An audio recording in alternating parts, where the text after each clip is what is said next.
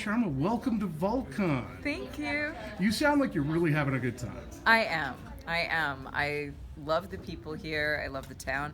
I mean, I was so thrilled for weeks to be coming to a place called Vulcan.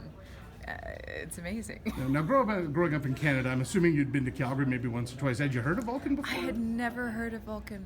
And I was a little girl, but I was in Edmonton from like kindergarten to grade 2. And been to Calgary. We lived in Calgary for like 6 months or something as well. Never heard of Vulcan. Well, now you have. I'm sure you'll tell everybody all about it. Oh yeah, it's all over social media. Well, what's really amazing, I think, for the fans here is just how much. Well, I mean, at the meet and greet last night, you talked glowingly about the fans and how much you loved and respected them. I think that's huge, and a lot of people they love you even more now because of that. Well, that's sweet. Thank you. Now, again, you're the first actor from Discovery Yeah. to make your way out here. So that's huge because, I mean, it's still fresh and new for everybody. It's not years old. I know, unfortunately, spoiler alert, you got killed off twice, but Yeah. that must have been a great experience because it's a pretty awesome show. It's a super awesome show. I never thought that I would ever have the opportunity to be part of the Star Trek world.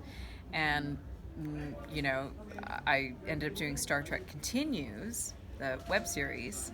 And I thought, well, this is it. Now I'm part of the Star Trek world. Isn't this cool? And then I booked Discovery, and I was like, what? I'm doubly part of the Star Trek world now. And this is all coming off the great success you had in Battlestar Galactica, which was not exactly a tiny show. No, it wasn't. Yeah, it was an incredible honor to be a part of that show. And the nice part was they shot it all in Vancouver, so you could go home every night. Yeah, it was very convenient. You talked a little bit last night about the meet and greet, the BSG stuff. You said, those people still to this day are your family. They are absolutely my family, and it's amazing. It's amazing that we're all still so close all these years later. And then what's doubly amazing is I now have a new sci-fi family with my Star Trek family. Well, yeah, and that's the thing. Now you've done, like I said, the fan version of it with Star Trek Continues, Yeah. and the real deal. How did the two really differ for you? Not Star Trek, but the BSG to doing Star Trek. Was it a big change, or was it kind of familiar in ways? It's funny because, especially going on to Discovery, it felt very much like going home to live on a spaceship.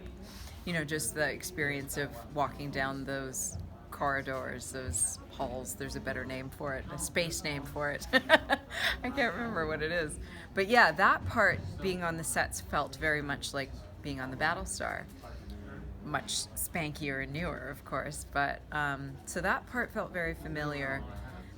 What was different was now being on the other side, because, of course, in Battlestar I was a civilian and a politician, and to now be military trained and actually have a different relationship with the ship was really cool to experience that. And then it was also very different in terms of story. I mean, Ron Moore wrote and was part of creating both series, but tonally, Star Trek has always felt like more of a family show to me. It's very sweet and very close to my heart because of that.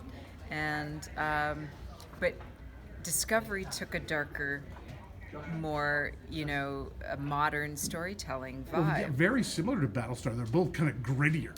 Yeah, gritty is the perfect word. And so it felt like something in between Battlestar and Star Trek. And it still is, very much a Star Trek story. And I love that. I love that they've maintained that heart, that moralistic, if you will. I don't know if that's quite the right word, but there's a lot of good ethics in the show, and I love that about it. You talked about the military training. I was rewatching some of it the other day, and I'm watching it with the phaser rifles and the pistols, and you look very comfortable with it. Did you go through a bit of training? Thank you. No, I didn't. I mean, when I worked on V some years back, I, did some, what do you call it? You're going to have to edit this part out as Weapons my training? brain drops. Yeah, I went to a firing range and learned how to properly hold a pistol, and it's quite an experience holding a real gun and you know, actually firing bullets and realizing you could really kill somebody. So that was invaluable, going and doing that.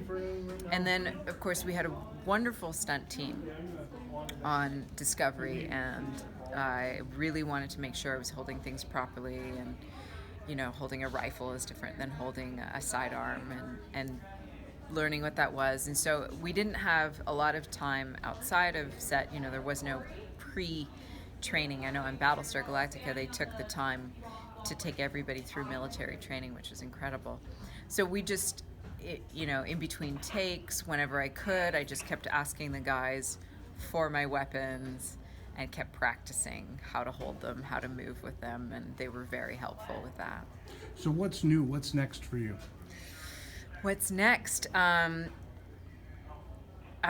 my sci-fi fans who might know Ursula K. Le Guin's work, she's amazing, was an amazing writer. She just passed away this January, and we have the rights to a novel that she wrote called The Telling.